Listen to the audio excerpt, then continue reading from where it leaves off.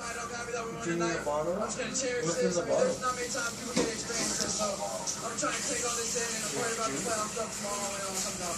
Congratulations, Trace, on a record performance. A wise young man. You actually get 30 minutes.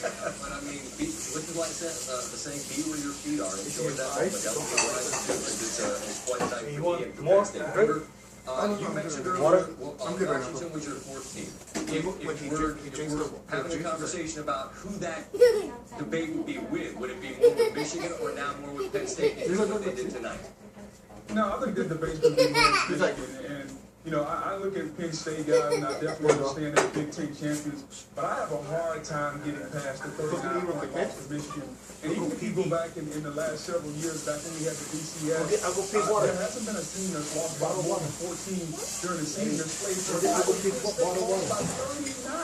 So I think the committee, look at their resume, which is that's their body of work, and somewhere in your body of work, you lost by 39 points. I think that is a glaring negative factor on that resume. At some point, you have to get penalized, and you have to ask yourself, can you be one of the 4 best teams in the country if on one day, Reese, you lost by 39 points? I have a hard time doing that. The thing I would say, not by way of excuse, but I believe this is just presenting the fact, is that I want to say that they were down to about their 7th string linebacker. And that week they were so decimated in injury that they were playing people at linebacker that were not linebackers. So, I mean,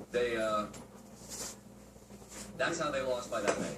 I understand that, Scotty, but that's part of it. You know, you can tell that the Colorado, who lost their quarterback in the game when they were up in Michigan. All of those factors are part of a team, and I think what this committee has to do is they have to sit back and find the 4 best teams, best and most deserving. That's the thing we're going back and forth with. I think it's the 4 best. You have to look at their resume. When you look at Penn State's resume, they got some glaring things sticking out there, which is the 39-point loss. I got to jump in. You're school today. Live. Presenting his version of the facts tonight. In the year, we averaged 27 points in the second half and only gave up 6. So, after telling the guys that and talking to the guys that in the locker room, I felt like we left the locker room really confident. We've been in that situation a number of times and handled it well. And like I've said to the players, these guys, they believe in each other. I think they believe in us. We got great chemistry. We got really good relationships. We care about one another in a locker room. And when you have that, you can do a lot of really, really good things. So I'm proud of our guys. Obviously, Trace did a bunch of big things. Mike and Grant played really well. And, the offensive line really battled in the second half. We didn't start out really good. I think on either front, I thought their O-line was able to kind of dictate the first half. Their D-line was able to dictate the first half. We were able to get some of the young guys settled down. And from that point on, really made some plays. We thought we were going to have to make plays on the perimeter, and we were able to do that. Without special teams, we were solid all night long. We've been that way all year as well. I'm just really proud of these guys and thankful for our fans. Thankful for President Barron and the support that he's given us every step of the way in Molly. Best president of the country. And Sandy Barber stood up for us and specifically stood up for me. They won Penn State. They won a Big Ten. I can't thank her enough. Her leadership, her belief in us, and specifically her belief in me. So I'll stop talking, but very, very appreciative of this opportunity and appreciative to represent the Big Ten East.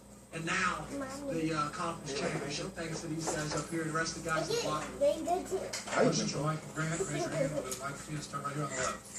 known James for many years, going back to his days at Maryland. He's a great recruiter. He's a charismatic guy. But he's speaking about Sandy standing up for him.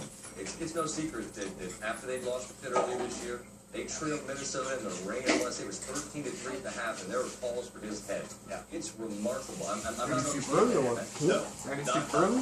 Oh, what a remarkable turnaround this season. How do you explain What's how going they were through able to 3-point turnovers and point in this direction so quick? You know, the game you mentioned, that all the bots, I think, really started to at the Field on Ohio State. Other people post the Penn State program will tell you that it was that game, Minnesota game. Saquon Barkley had a run in overtime that won the game, and that was the point. No one knows I think something is also important. And were ready to give up. But Kirk talked a couple of times this morning on game day about the student section being about half empty in the fourth quarter, the early part of the Ohio State before the comeback started. And I'm not sure the administration ever thought that way. Sandy Barker, came out and said that James was not on the hot seat. What did the Indians and everybody? It was not one of those. To use James's word from this week, it wasn't the kiss of death vote of confidence. It was a real one, and it's been validated in this championship tonight. Booger, you can't get past that whole notion of that Michigan loss, and that for you that's the stain, it's the unforgivable sin. Am I right? Well, no doubt about it. And I think when you start asking who are we looking at number 4, I think Washington is one team, Michigan is another. And if you want to bring Penn State into the conversation, then you have to ask yourself this. Are we looking at resume? And once you look at resume, are you going to factor the head-to-head? Because I saw Michigan and I saw Penn State play. Irregardless of a Big Ten championship, I saw those two teams play, and Michigan dominated that team. So the head-to-head in that situation, if the committee says that Michigan and Penn State are looked at as equal, then the head-to-head has to come in. You're separating those two teams, especially how the playoff committee groups them in those groups of 3 and trying to differentiate the teams. And then he lived in San Mateo. Washington. Yeah. To me, But he went to college. right? He went to college in what they Michigan. did to Colorado, Yeah. giving them But he more graduated solidly than Michigan in San Mateo. and their High Pac-12 school, champion. That's why I give the That's nod why they're to saying Washington, Yeah, that's even what though they're their saying, like, non-conference First schedule career is good. at home. Penn State, great season. I was one of the guys that was ready to fire in James his hometown. Franklin. I was already trying to move Les Miles in the Happy Valley to take over, but he did a phenomenal job. The offensive line got better. They ran the football. They won the Big Ten championship, and the consolation prize, they're going to go to the Rose Bowl, in my opinion. So it's been a great year. Did you go to but San I just Mateo? can't put them At the as bar? one of the best 4 teams in the Saw country Patriots right now. bar. And I'm not asking you to. I think when we Not have these Niners. conversations, I Patriots. think all we're trying to do is figure Tom out, Brady. put ourselves as best we can in that room with the committee, and we can't do that because there are agendas at work, and who knows what those are. I'm with you, and I'm with Reese, that if Washington started the week ahead of Michigan and ahead of Penn State and Washington won, I don't understand what could happen that could lead Washington on the outside. I don't know how you explain that to Commissioner Scott. I'm not sure you could. From a practical standpoint, though, I assume that Booger is saying because of the margin of victory is why you can't get past the head-to-head. Because I know what the Penn State people that are watching this right now are yelling at you, Booger. They're going, well, what about the head-to-head against Ohio State? Is it simply because one was 3 points and one was, they get mad when I say this, one was by 1,000? It was 39, but it seemed like 1,000. Right. Yeah. Well, Reese, when I look at Ohio State, and everyone wants to bring in and say, well, why is Ohio State untouchable? It's really simple. Ohio State and Penn State aren't equal. Ohio State has 1 loss. So when you bring the head-to-head in, as the committee has told us, the head-to-head or the conference championship differentiator is going to be a tiebreaker. You can't have a tiebreaker if the 2 teams aren't tied. Ohio State is clearly above Penn State. In my mind, clearly above Michigan. And when you're trying to find the 4 best teams, Reese, at some point you have to lay the chips on the table and look at their resume. I'm going to play devil's advocate. Why? You keep saying they're not equal. Why? They won the same division. They won the conference. They beat them. Why? I'm saying that. Okay, but Ohio State has 1. If you want to make it really simple, Ohio State has 1 loss. Penn State has 2. Okay, so if you want to make it really simple, I start right there. One team only lost 1 time at the end of a game. Yes, it was head-to-head to Penn State, and Penn State lost another time by 39 points. So if we want to just break it down really simple, I stop right there. They're not equal from a 1-loss standpoint. Okay. And Booger, that's where I attempted earlier when Chris and Kirk were on to say that we're trying to differentiate, and they're not all the same, right? Because some have 1 loss, some have conference titles, but have 2 losses, and others don't. And that's why, as we welcome in Heather Dinich to the show, Heather, it's clear that even though we did not get the chaos, the abject chaos of losses that people were, frankly, I think in many cases rooting for, the committee did still find itself in an interesting place. Do you agree with that? Oh, there's no question about it. And frankly, I think Penn State was the chaos, to be honest with you, because this forces the selection committee tonight to sit down and determine what does the conference championship really matter to each of them. We've heard over and over again that these, quote, tiebreakers in the protocol are not weighted. Well, it is subjective. How much does it matter to every one of those committee members? Because they're going to wrestle with that and everything that you guys were all just talking about. I agree in that sense that Penn State made the job more difficult than had Wisconsin because Wisconsin didn't have a victory over Ohio State. But it seems clear that we're not comparing Penn State and Ohio State because of what Booger was just talking about. So who do you believe ultimately this conversation involves? Penn State, Michigan, No, don't pull that. Pull up in the sofa, yeah. Well, I think Yeah, Penn put it like State that, yeah, and like Washington, that, see? from my perspective, Back up. because to me the question that they'll wrestle with is not do you put Penn State in at the expense of Ohio State. I don't think the Buckeyes are going anywhere with 3 wins against top 10 teams. Nor do I. Do you put 2 Big Ten teams in at the expense of Washington? I mean, Kirby Hoka has called their resume into question. I asked him earlier this week on Tuesday, the last ranking. He said that it's still a concern for the committee. Do you acknowledge that non-conference strength of schedule? And I don't think they do. I think they keep Washington in at number 4, and I think they keep the Buckeyes in at number 2 with Alabama and Clemson. But I certainly don't think it's going to be an easy decision for them by any means. Heather, thanks so much. A lot to talk about tonight and tomorrow, and I'm sure we will appreciate you being with us live here on the show. Thank you. I got all this stuff written in front of me, and some of it's 1 loss, and some of it's 2 losses. And I mean, the Penn State piece is a bit of chaos, but it's not as nearly as complicated as figuring out who say Clemson for Washington lost. Washington won points, and still they find themselves here. I presume they're at the whims of a committee that's having many of the same discussions, Reese, that we're having.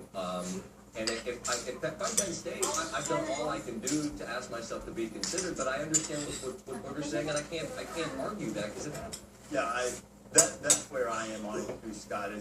Even though I challenge Booger because I think it's fair to ask why that they're not compared against Ohio State. I have trouble getting past that Michigan game also. It wasn't a field goal, wasn't a fluke touchdown or a late touchdown or a well-played game that they lost. Yeah, they got hammered. And I think that factors in. And I think we also forget the extra game they lost. It was against a pretty good Pitt team, but that has to count too if you're looking at the whole thing. One thing I think that's interesting right now about conference championships, I'll give credit where credit's due. Right, Gilmore and I were talking this week, and we've always known that conference championships aren't all created equal because conferences ebb and flow. But the other thing that's happened is because of the divisions and the way the supersized conferences and the schedules aren't the same, and the divisions are of vastly different strengths. Playing in the Big Ten East is way different from playing in the Big Ten West. Some would argue the same with Pac-12 North being harder than Pac-12 South. All of those things I think factor in and perhaps diminish the importance of conference championships in terms of just being a be-all end-all. We'll find out. We'll get some clarity, I think, after this round. Booger, before I let you go, and I want to thank you because I know your day started early and it's very late. I watched Alabama play. Does any of this conversation even matter? Is there a team out there that you think could knock them off once we start this thing? But it have to be cold. No doubt, Scotty. I think Alabama was very good today. I think the defense was dominant. They continue to score touchdowns non-offensively. No, he has to drink I that think shit. Alabama's worst nightmare lies in the 2 and 3 spots. Next Ohio State and Clemson.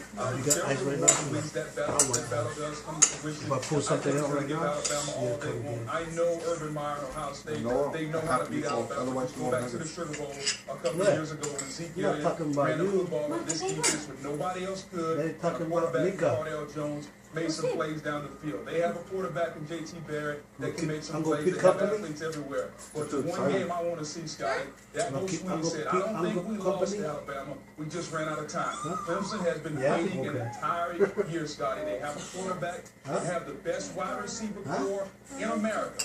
How do you beat Alabama? You have to throw the football down the field and one-on-one. Go where? I think that's the one You want me to go? You would have asked Nick Saban in a private conversation this morning. Go with That's you. the one matchup that Alabama does not want to see. They do not want to see Deion Kane and Mike Williams on the outside one-on-one with their cornerback. So I think a Clemson-Alabama matchup will give Alabama all.